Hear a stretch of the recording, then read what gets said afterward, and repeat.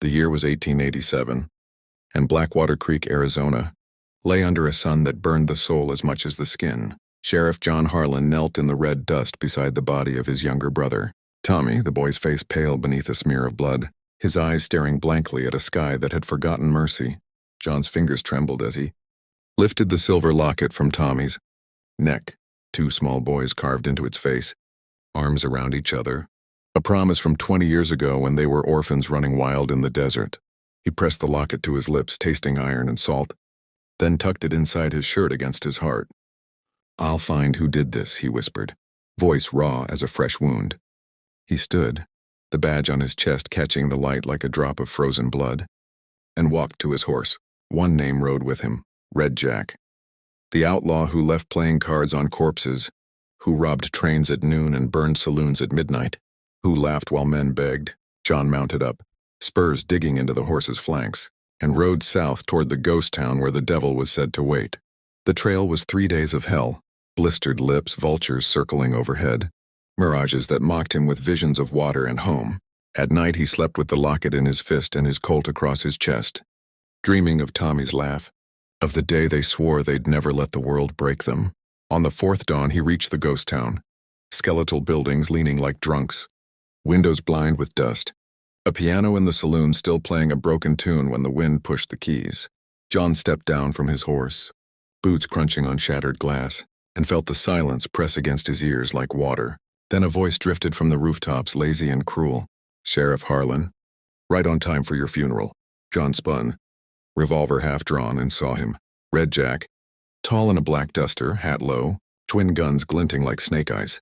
A crimson bandana hid the lower half of his face. But those eyes, John knew those eyes. They were the last thing he saw before sleep every night of his childhood. Red Jack leapt from the roof, landing catlight in the street, dust blooming around his boots. "You want me?" he asked, voice muffled but amused. "Earn it."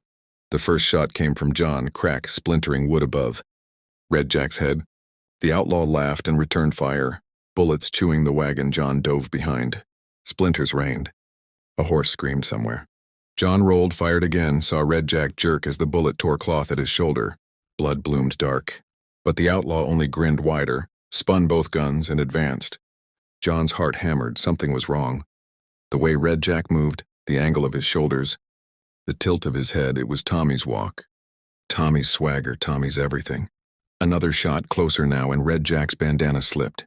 The face beneath was scarred, sun-darkened, older but unmistakable. John's gun wavered. "Tommy?" he croaked. The outlaw froze. For one heartbeat the desert held its breath. Then Red Jack reached into his coat and drew out a second silver locket, identical to the one against John's chest. He dangled it like bait. "Looking for this, brother?" The word hit John like a bullet.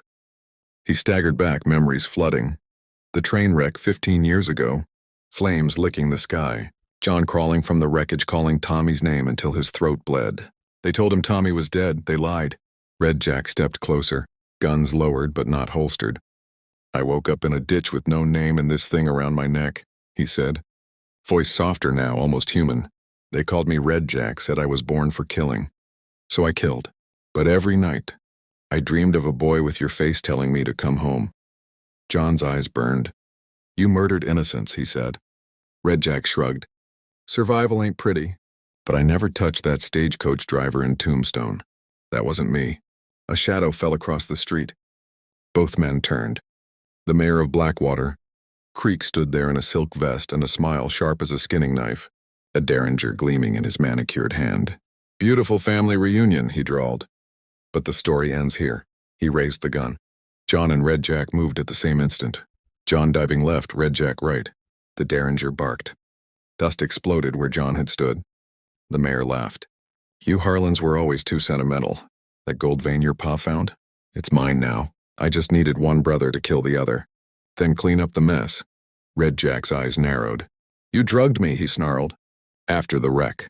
Kept me half dead till I forgot who I was." The mayor shrugged. "Business, boys. Nothing personal." Thunder cracked overhead, though the sky was clear. John and Red Jack exchanged a look. 20 years of separation. Betrayal, blood, and in that look was understanding. They raised their guns together. The mayor's smile faltered. 3 shots, almost one sound. The mayor spun, silk blooming red, and fell face down in the dust. Silence returned, heavier now. Red Jack, Tommy, dropped to his knees, blood soaking his sleeve. John knelt beside him, pressed a hand to the wound. "You're coming home," he said. Tommy shook his head. "Can't, too many ghosts on my tail. Onto you," tore his badge from his chest and threw it into the dirt. "Then we ride together, like we promised." They helped each other stand, leaning like drunks, and limped toward the horses. But as they reached the edge of town, hoofbeats thundered from the north. A U.S. Marshal in a long coat reined in, rifle across his saddle. He looked at the mayor's body, then at the 2 bloodied men wearing identical lockets. "Tommy Harlan," he called. "You're under arrest for the murder of Sheriff John Harlan." John frowned. "I'm John Harlan." The marshal tossed a wanted poster. It showed Red Jack's face, and beneath it, a second body in a shallow grave wearing John's badge. The marshal smiled without humor. "Turns out there were 2 of you, and one of you's been killing in the others. Name?" The brothers looked at each other, lockets catching the dying sun. Somewhere in the distance, a 3rd horse whinnied. The desert held its breath again, and the last bullet of Blackwater Creek had not yet been fired.